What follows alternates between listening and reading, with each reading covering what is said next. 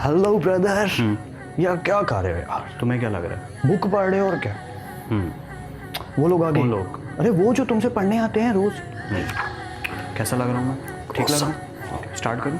यार अस्सलाम वालेकुम एंड वेलकम क्लास। मैं हूँ आपका टीचर सैयद बख्त। हम पढ़ रहे हैं फर्स्ट ईयर मैथमेटिक्स। आज एक्सरसाइज 1.1 की क्लास नंबर 0, जिसमें हम डिस्कस करने वाले हैं basic definition and a boring class.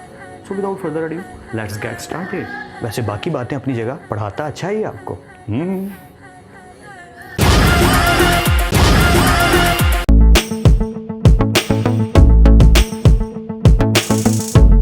Welcome back class. I hope सो कि ये क्लिप आपको अच्छा लगा हो। अब हम स्टार्ट करते हैं अपने काम को। Let's get back to our work now. जो स्टार्टिंग पे हमने डेफिनेशंस पढ़नी है एक्सरसाइज 1.1 की क्लास 0 में, वो है रैशनल नंबर्स और irrational numbers. As you know that बचपन से ये बहुत दफ़ा पढ़ा है, रैशनल नंबर क्या होते हैं, इरेशनल नंबर क्या होते हैं। तो बस इस तरीके से समझ लीजिए कि आज उसी डेफिनेशन को, उन्हीं बातों को दोबारा और बेटर वे में हम सीखने लगे हैं, समझने लगे हैं। व्हाट आई मीन कि कुछ मूवीज़ बन जाती हैं समटाइम पुराने दौर में, और अगर हम उन्हें रेंडर करना चाहते हैं या रीमास्टर्ड वर्जन उसका जनरेट करना चाहते हैं कि बेटर क्वालिटी में दिखाना चाहते हैं, तो वो हमें क्या करना पड़ता है, उसके लिए ग्राफिक्स की हेल्प लेनी पड़ती है। वही काम कुछ यहाँ पे करने लगे हैं कि हमने जो पुरानी डेफिनेशंस बचपन से सीखी हैं, रैशनल नंबर्स क्या होते हैं, इरेशनल नंबर क्या होते हैं, आज उनको डेप्थ में, डिटेल में अच्छे से समझने लगे हैं। यानी समझ लो कि जो चीज़ पहले से पता है उसे और बेहतर से समझने लगे हैं। So without further adieu let's get back to our work. The definition of rational number is a number which can be written in the form of p over q. As you know that कोई भी ऐसा number जिसको हम बटे में, fraction में लिख सकते हैं, उस नंबर को क्या कहते हैं? Rational number. It's a quite easy definition, लेकिन आगे वाली जो कंडीशंस हैं उनको सही से समझना है।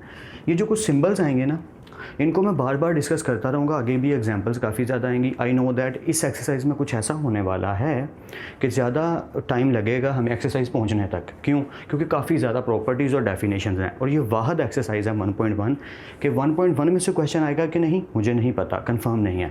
बट बुक की स्टार्टिंग यानी चैप्टर नंबर 1 जहाँ से स्टार्ट होता है, जहाँ से डेफिनेशन शुरू होती है, वहाँ से लेकर 1.1 तक बीच में जितना कुछ आता है वो सारा माल बहुत इंपॉर्टेंट है। जितनी एग्जाम्पल्स हैं, जितनी डेफिनेशंस हैं, जितनी प्रॉपर्टीज़ हैं, जो सारी हम इंशाल्लाह पढ़ेंगे, और मैं इंशाल्लाह कोशिश करूँगा सारी आपको ईजी वे में बताने की, वो बहुत ज़्यादा इंपॉर्टेंट है। क्योंकि उसी के बिहाफ पे एक तो 1.1 होगी, एक बात तो ये। दूसरी बात ये, इनमें से 99% चांस होता है एक एग्जाम्पल आने का। ये जो एग्जाम्पल्स हैं आपकी बुक में, आई होप सो कि मैं आपकी हेल्प करूँगा इनको समझने में, लेकिन इनको सीरियस लीजिएगा। ज़्यादातर स्टूडेंट जल्दी जंप कर जाते हैं एक्सरसाइज पे। हम भी जब स्टूडेंट थे ऐसे ही करते थे, एक्सरसाइजेज कर लो। बट इस सिचुएशन में थोड़ी सी कंडीशन डिफरेंट है कि आपने एक्सरसाइज के साथ साथ एग्जाम्पल्स और डेफिनेशंस पे भी फोकस रखना है। Okay, let's get back to our work. Number which can be written in the form of p over q, या जिसको बटे में लिखा जा सकता है, वो रैशनल नंबर है। Where p and q e, ये छोटा सा जो e है इसका मतलब होता है बिलोंग्स टू। ये बार बार आते रहेंगे, तो मैं कोशिश करूँगा बार बार इनके बारे में बताता रहूँ ताकि आपको समझ आते रहे। ये जो r है ये तो आप जानते हो, ये रियल नंबर के रियल नंबर्स, ये जो 8 क्लास में सेट्स पढ़े थे ना, उसी में से निकला है रियल नंबर्स का जो सेट है हमारा। या इस तरीके से r को लिखते हैं, और ये छोटा सा जो ई है ये बिलोंग्स टू को शो करता है। राइटिंग कुछ ज़्यादा ही बुरी आ रही है। ओके, मैं फिर से बना देता हूँ। ओके, ये बिलोंग्स टू को शो करता है, ये रियल नंबर को। ये जो सिंबल है इसका मतलब होता है एंड, ये जो हम उर्दू में लिखते हैं और, वही वाला एंड। ऑलराइट, सो दोबारा से, a number which can be written in the form of p over q where p and q belongs to real numbers. Real number का जो सेट है जिसमें सारे नंबर्स आ जाते हैं, उनसे बिलोंग करते हैं p एंड q। बट एक शर्त है, and q never be equal to 0। q कभी भी 0 नहीं हो सकता। आप जानते हैं मैथमेटिक्स में एक रूल है कि फ्रैक्शन डिनोमिनेटर में जो वैल्यू लिखी है इसको कभी भी हम 0 नहीं कर सकते कंसीडर। उसकी रीज़न क्या है कि अगर ये 0 हो गया तो पूरे का पूरा मैथ्स ही बिगड़ जाएगा। मैथमेटिक्स का रूल है कि बटे में 0 आया तो it's a math error, it's a syntax error. आप चाहे कैलकुलेटर पे कोई भी वैल्यू लिखो, डिवाइडेड बाय 0 करो, या तो मैथ्स एरर लिखा आएगा या सिंटैक्स एरर लिखा आएगा। उसका मकसद क्या है कि ये चीज़ वैल्यूएबल, सॉल्वेबल नहीं है, इसलिए q कभी भी 0 नहीं हो सकता। अब मैं आसान लफ्ज़ों में बताता हूँ कि रैशनल नंबर कौन से होते हैं अपने तरीके से। पहली बात तो ये कि जिनको बटे में लिखा जा सके, ठीक है, एक चीज़ तो हो गई। नंबर 2, अगर वो स्क्वायर रूट में है, तो आप देखो यहाँ पे मैंने 0 भी लिखा, 4 भी लिखा, स्क्वायर रूट 16 भी लिखा, 81 भी लिखा। ये क्या बात हुई? ये कहाँ से रैशनल नंबर हो गए? तो मैंने पहले ही बोला था कि आज हम सही से सीखेंगे, जो बचपन से सीखा है ना, आज उसको अच्छे से समझेंगे। देखो 0 लिखा है, उसके नीचे कुछ नहीं, उसके नीचे अगर मैं 1 डाल दूँ तो कोई फ़र्क तो नहीं पड़ता, तो ये रैशनल नंबर हो गया। तो इसी तरह हर नंबर ही रैशनल नंबर हो गया, जिसके मर्जी नीचे 1 डाल दो। बट यहाँ पे एक स्टोरी राइज होती है, वो क्या? ऐसा नंबर अगर वो स्क्वायर रूट में है, तो अगर उसका कोई परफेक्ट स्क्वायर बनता है, मज़ेदार बात कर रहा हूँ, ठीक से समझनी है। अगर उसका कोई परफेक्ट स्क्वायर बनता है तो वो रैशनल नंबर है। फिर से, अगर उसका कोई परफेक्ट स्क्वायर बनता है तो वो क्या है, वो एक रैशनल नंबर है। जैसे 16 का परफेक्ट स्क्वायर क्या होगा 4, 81 का परफेक्ट स्क्वायर क्या होगा 9। तो ऐसा नंबर स्क्वायर रूट में जिसका एक परफेक्ट स्क्वायर बनता है, जिसका एक परफेक्ट स्क्वायर बनता है, वो नंबर होगा रैशनल नंबर। ठीक है, यहाँ तक क्लियर, आई होप सो। रैशनल नंबर की 2 टाइप्स हैं। यहाँ से इंटरेस्टिंग काम शुरू होता है, बचपन वाला जो पढ़ा हुआ है, लेकिन आज मज़े से समझ आएगा। ये दोनों चीज़ें आपने पढ़ी हैं, लेकिन इनके नाम कई दफ़ा भूल जाते हैं स्टूडेंट को, लेकिन आज मैं अच्छे से बताऊँगा ताकि लाइफ टाइम याद रहे। रैशनल नंबर की 2 टाइप्स होती हैं, terminating decimals and recurring decimals. Terminating decimals कौन से नंबर्स होते हैं कि जैसे 2 नंबर थे P/Q, हमने उनको डिवाइड किया और बदले में जो आंसर आया वो कुछ इस फॉर्म में आया कि डेसिमल पॉइंट के बाद 2 डिजिट आए, डेसिमल के बाद 2 डिजिट आए, डेसिमल के बाद 4 डिजिट आए, उसके आगे डिजिट नहीं आ रहे। रैकरिंग में क्या है, वो डिजिट आई जा रहा है। यहाँ पे देखो 2 डिजिट आई जा रहे हैं। मैं बताना क्या चाह रहा हूँ, ऐसा करता हूँ एग्जांपल करके दिखाता हूँ ताकि और बेटर वे में समझ आए। फॉर एग्जांपल टर्मिनेटिंग डेसिमल के लिए हम एक एग्जांपल ले लेते हैं। जैसे मैं ले लेता हूँ 5 और 8, चलो यही ले लेते हैं। अब नीचे वाला नंबर बड़ा है और ऊपर वाला छोटा है। ओके, इसके लिए हम बचपन में क्या करते थे, याद होगा, या बचपन वाला काम है तो मज़ा आएगा। यहाँ पे खुद से साथ 0 लेते थे और ऊपर लगा देते थे 0 पॉइंट, ऐसे ही करते थे ना। या अब हम इसको डिवाइड करते हैं। 8 6 द 48, 2 आ गया, 0 खुद से आ गया। 8 2 द 16, 20 में से 16 गए तो 4 आ गया, 0 खुद से ले लिया। 8 5 द 40 एंड दैट्स एंड, ये 0 आ गया। अब बात ये है कि ये जो आंसर आया दिस इज टर्मिनेटिंग, यानी कि ये एंड हो रहा है, ये आगे नहीं जा रहा। लेकिन रैकरिंग क्या होगा, अब रैकरिंग की भी एक एग्जांपल करवा देता हूँ। जैसे लिखा आ जाए 1/3 for example.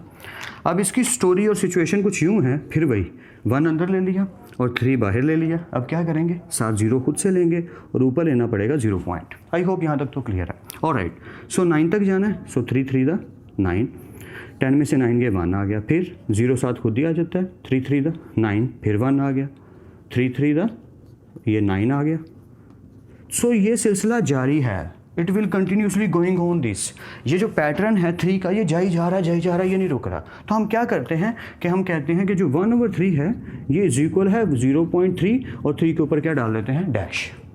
This is recurring decimal के ये डैश का मतलब है ये जो 3 है ये रिपीट होता चला जा रहा है, जाई जा रहा है। 9 10 में पढ़ा होगा, या हमारे पास एक्सरसाइज में क्वेश्चन आता है जहाँ पे हमें लेट करना होता है कि डैश का मतलब होता है वो चीज़ रिपीट हो रही है, 0.5 के ऊपर डैश। आई होप सो। ओके, उन क्वेश्चंस में यहाँ की बात ये हो रही है कि जो चीज़ रिपीट होना शुरू हो जाए, जैसे ये देखें अगर 3.444, तो मैं क्या करूँगा, इसकी जगह लिखूँगा 3.4 के ऊपर डैश। यहाँ पे देखो तो 964 964 964, इसका मतलब 4.964 के ऊपर डैश डाल दूंगा। अच्छा, ज़रूरी नहीं कि एक ही डिजिट हो, एक से ज़्यादा डिजिट भी हो सकते हैं, 2 भी हो सकते हैं, 3 भी हो सकते हैं, 4 भी हो सकते हैं। जैसे यहाँ पे अगर देखो तो 4 हैं, 1964 के बाद फिर रिपीट हो रहा है 1964, फिर 1964, फिर 1964 and this process is continuous. ये चलता जा रहा है। तो ऐसे दोबारा से मैं रिपीट कर देता हूँ। रैशनल नंबर वो नंबर जिन्हें फ्रैक्शन में लिखा जा सके, जो बिलोंग करे रियल नंबर से, और क्यू कभी भी 0 नहीं होना चाहिए। स्क्वायर रूट में आ जाए तो परफेक्ट स्क्वायर हो, तो ये एक निशानी है, बेहतरीन परफेक्ट निशानी, कि अगर तो नंबर स्क्वायर रूट में है और वो एक परफेक्ट स्क्वायर बनता है तो वो क्या है, रैशनल नंबर है। फिर 2 टाइप्स आई कि टर्मिनेटिंग, जो एंड हो जाए डिवाइड करें तो, और जो एंड ना हो लेकिन कोई पैटर्न शो करे, कोई ना कोई पैटर्न नज़र आना चाहिए कि ये चीज़ रिपीट हो रही है। रिपीटिंग डेसिमल्स भी समटाइम इनको कहते हैं, लेकिन हम वर्ड यूज़ नहीं कर रहे ताकि हम ज़्यादा वर्ड्स ना याद करें, वही याद करें जो एग्जैक्टली इनके नेम है। Terminating decimals and recurring decimals are the types of the rational numbers. Okay, so terminating I hope so समझ आ गया, एंड रैकरिंग भी समझ आ गया। बाकी गूगल पे बेतहाशा एग्जांपल्स हैं, आप देख सकते हैं, it's not a big deal. मैं सिर्फ आपके लेवल पे आके बताने की कोशिश कर रहा हूँ कि आपको अच्छे से समझ आए एक्चुअली ये हो क्या रहा है। टर्मिनेटिंग, जब 2 नंबर को डिवाइड करें तो वो कहीं जाके 0 आ जाए, दैट्स इट। रैकरिंग डेसिमल्स, ऐसा नंबर जो रिपीट करना शुरू हो जाए बार बार। ये बचपन में पढ़ा हुआ है, बचपन में इसको क्या कहते थे याद है, नॉन टर्मिनेटिंग, या बचपन में आप इसको कह देते होते थे, बट यहाँ पे हम इसको रैकरिंग कहेंगे। ओके, इरैशनल नंबर्स क्या होते हैं, बिल्कुल इसका opposite. A number which can not be written in the form of P/Q, which can be able to written in the form of P/Q, which can not be able to write in the form of P/Q। बिल्कुल वही बात यहाँ पे हम बटे में नहीं लिख सकते, उसकी रीज़न बताता हूँ। Where P and Q belongs to real number and Q is not equal to 0। ये बात तो हमेशा याद रखनी है कि Q कभी भी 0 नहीं हो सकता, वरना वो रैशनल और इरैशनल की बात ही नहीं रहेगी, कहानी कुछ और हो जाएगी। एग्जाम्पल्स क्या हैं, बड़ी आसान सी बात बताने लगा, रट्टा लगा लेना, ठीक है। ऐसी वैल्यू स्क्वायर रूट में जिसका परफेक्ट स्क्वायर नहीं बनता, उसका ऑपोजिट मैंने पहले बोला था। देखें, ऐसी वैल्यू जिसका परफेक्ट स्क्वायर बनता है और वो स्क्वायर रूट में है, ठीक, वो नंबर हो गया रैशनल। ऐसी वैल्यू जिसका परफेक्ट स्क्वायर नहीं बनता, 21, 13, 17, 39, जितने प्राइम नंबर है उनका स्क्वायर रूट परफेक्ट स्क्वायर नहीं बनता, ठीक है। तो जिसका परफेक्ट स्क्वायर नहीं बनता और वो स्क्वायर रूट में है, दोनों चीज़ें हैं, तो उसे हम कहेंगे ये क्या है, इर्रेशनल नंबर है। दूसरी बात क्या कि सर अगर इसके अलावा कोई तरीका हो तो हाँ है ना, क्यों नहीं। पहले मैं ज़रा ये बात पूरी कर लूँ। स्क्वायर रूट 2, ठीक है, ये क्या हो गया, इर्रेशनल, क्योंकि ये कभी भी परफेक्ट स्क्वायर नहीं बनता, परफेक्ट स्क्वायर नहीं बनता। अब इसकी बात करते हैं, लिखा है स्क्वायर रूट 7/9। तो स्टूडेंट मुझे कहेंगे सर स्क्वायर रूट 7 तो ठीक है, लेकिन 9 की जगह 3 तो आ जाता है। मैं कहूँगा बिल्कुल सही है, बात सच्ची है, लेकिन स्क्वायर रूट 7 तो है ना अभी भी, जिसका परफेक्ट स्क्वायर नहीं बनता। हाँ, अगर दोनों का परफेक्ट स्क्वायर बनता है, फॉर एग्जांपल कहीं लिखा आ जाता है जैसे 16/9, हाँ तो मैं एग्री हूँ कि ऊपर आ जाएगा 4 और नीचे आ जाएगा 3, हाँ ये रैशनल हो गया क्योंकि ये परफेक्ट स्क्वायर बन रहे हैं, दिस इज़ रैशनल। लेकिन ये रैशनल नहीं है, ये इर्रेशनल है क्योंकि दोनों का परफेक्ट स्क्वायर नहीं बन रहा। आई होप सो अब स्टोरी ठीक से समझ आ रही है कि अगर 2 नंबर है या 1 नंबर है, अगर तो परफेक्ट स्क्वायर बनता है तो एग्जैक्टली वो क्या है, रैशनल है। अगर परफेक्ट स्क्वायर नहीं बनता तो वो क्या है, इर्रेशनल है, स्क्वायर रूट में। आई होप सो बात को समझ रहे हो आप, ठीक है। ओके, कंटिन्यू करते हैं अपनी बात को।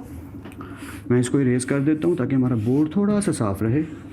या alright, so this is pi. Pi के ऊपर पूरी डिबेट आने वाली है। नेक्स्ट क्लास में हमने एग्जांपल्स करनी है, तो एग्जांपल्स में जब पाई का टॉपिक आएगा मैं इसको डिटेल से आपसे डिस्कस करूंगा और आपको लगेगा आप हीरो हो इंशाल्लाह। ऐसे तरीके से बताऊंगा कि ऐसे लगेगा हम मूवीज़ में हैं कि पाई को सीख रहे हैं।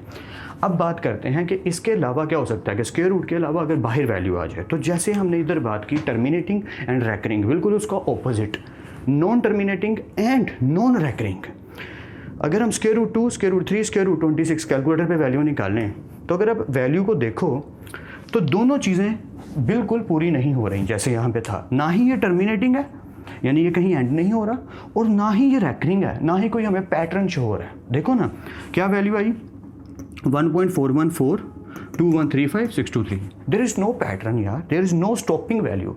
यहाँ पे कहीं वैल्यू भी डेसिमल से जाके रुक नहीं रही और ना ही कहीं रैकरिंग हो रहा है। तो ऐसी सिचुएशन में हम कहेंगे ये इरेशनल नंबर है।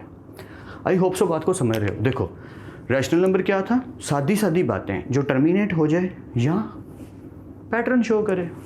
इरेशनल क्या है, जो ना तो पैटर्न शो करेगा और ना ही रुकेगा, वो चलता चला जाएगा, चलता चला जाएगा। पाई भी ऐसा ही करता है, ये डेसिमल पॉइंट के बाद 100 के 100,000 डिजिट्स तक है पाई। जनरल नॉलेज का क्वेश्चन है, खैर पाई का टॉपिक आएगा, डिटेल से बताऊंगा, don't worry. So square root 3 का भी अगर आप आंसर देखो 1.7320508075, 26 का देखो तो 5.0990199513। सिर्फ पढ़ ही रहा हूँ, बात सिर्फ इतनी है कि अब आपको समझ आ गई है। रैशनल नंबर वो नंबर जिनको फ्रैक्शन में लिखा जा सकता है और वो बिलोंग करते हैं रियल नंबर से, और क्यों कभी भी ज़ीरो नहीं हो सकता। इसकी 2 टाइप्स हैं, टर्मिनेटिंग एंड रैकरिंग। टर्मिनेटिंग वो होते हैं जो ख़त्म हो जाते हैं, यानी कि कहीं ना कहीं एंडिंग पॉइंट है उनका। रैकरिंग जिनका एंडिंग पॉइंट तो नहीं है लेकिन वो किसी पैटर्न को शो कर रहे हैं, रिपीट कर रहे हैं। और स्क्वायर रूट में परफेक्ट स्क्वायर जिसका बनता है वो है रैशनल नंबर। परफेक्ट स्क्वायर जिसका नहीं बनता स्क्वायर रूट में वो है इरेशनल। ना ही ये रैकरिंग होते हैं, यानी कोई पैटर्न नहीं शो करते, ना ही ये टर्मिनेटिंग है, ना ही कहीं रुकते हैं, ये चलते चले जाते हैं, चलते चलते जाते हैं, चलते चले जाते हैं।